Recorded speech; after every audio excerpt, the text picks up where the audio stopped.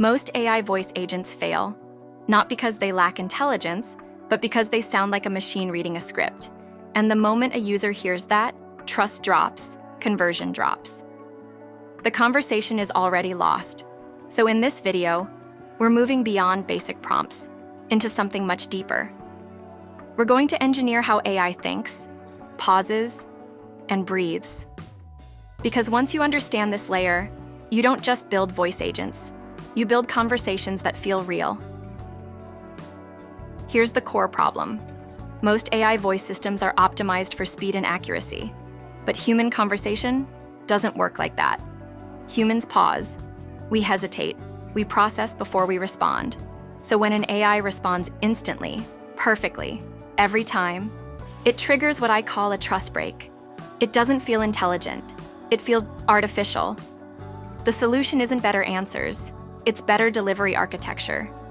You have to make the AI breathe, think, and respond like a human under cognitive load. That's what actually drives engagement. Let's start with the first layer, the illusion of instant perfection. Systems like Siri trained us to expect instant replies, but in reality, instant responses feel mechanical. Real humans take time to think, especially when something is complex. So instead of eliminating delay, we engineer it. Micro pauses around 200, 500, even 800 milliseconds, just enough to simulate cognitive processing. This tiny delay completely changes perception. Instant response feels robotic. Slight delay feels thoughtful, and thoughtful builds trust. Now we layer in cognitive load simulation. When humans process information, especially under pressure, we don't respond cleanly, we hesitate, we use fillers, we rephrase. So we inject that behavior directly into the prompt.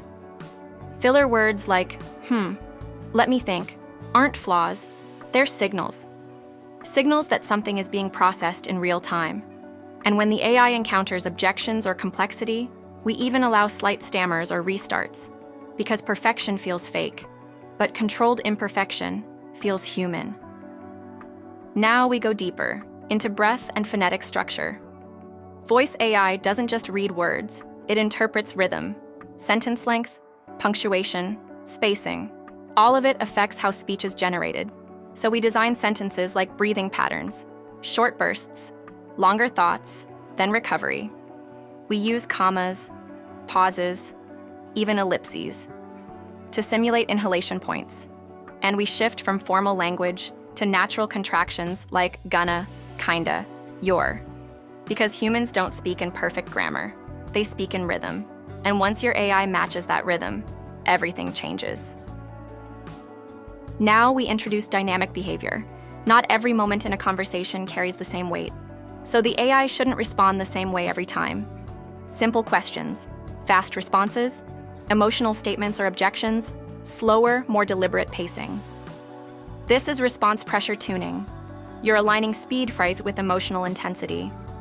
Then we add interruption logic.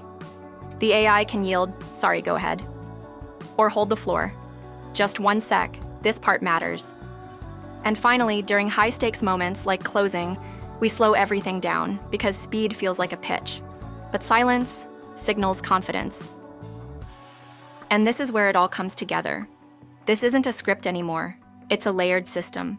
Processing pauses, hesitation markers, breath control, dynamic latency, all stacked into a single behavioral architecture. And the result is an AI that doesn't just respond, it feels present, it feels unscripted, and that directly impacts outcomes. Higher retention, higher trust, higher conversion, because people don't respond to information, they respond to how it's delivered. So here's your full stack simplified. First is the processing pause, simulate thinking. 2, hesitation markers, show the cognitive load. 3, breath syntax, design for rhythm. 4, dynamic latency, match emotion with pacing. Lastly, unscripted architecture. Combine everything into one system. This is the difference between an AI that talks and an AI that converses. Now let me show you what this actually looks like when all 5 layers are embedded into a real system prompt. Shuck, the first thing we're doing here is breaking the illusion of instant perfection. Most AI responds too fast, too clean, and that's exactly what makes it feel fake. So instead of optimizing for speed, we're engineering processing pauses, short sentences, forced stops, and explicit wait states.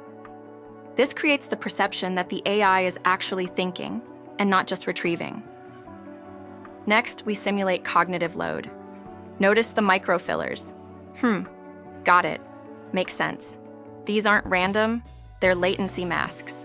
When the AI processes information or transitions between states, these markers create the illusion of real-time reasoning, and by forcing one question at a time, we prevent that overwhelming interrogative feel.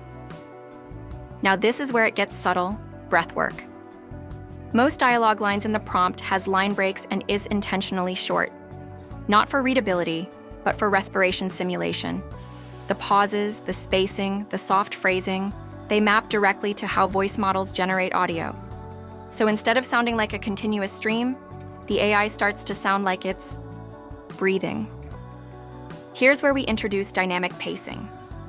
The AI doesn't respond the same way every time, expands during positive feedback, understands when feedback is neutral, and it slows down during complaints, and becomes more careful when emotions are high. This is what I call response pressure tuning.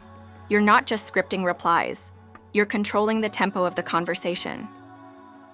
And finally, this is what transforms everything into an unscripted system. Notice, this isn't a rigid script. It's a set of behavioral constraints layered with conversational pathways. Guardrails control what the AI cannot do. Flow rules control when it can move forward.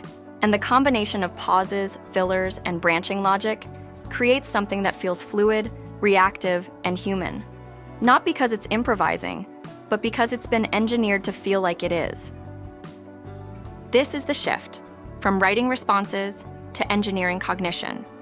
And once you understand this, every AI conversation you build will feel fundamentally different. So if you're still writing prompts like scripts, you're already behind. Thanks for watching. I'll see you in the next one.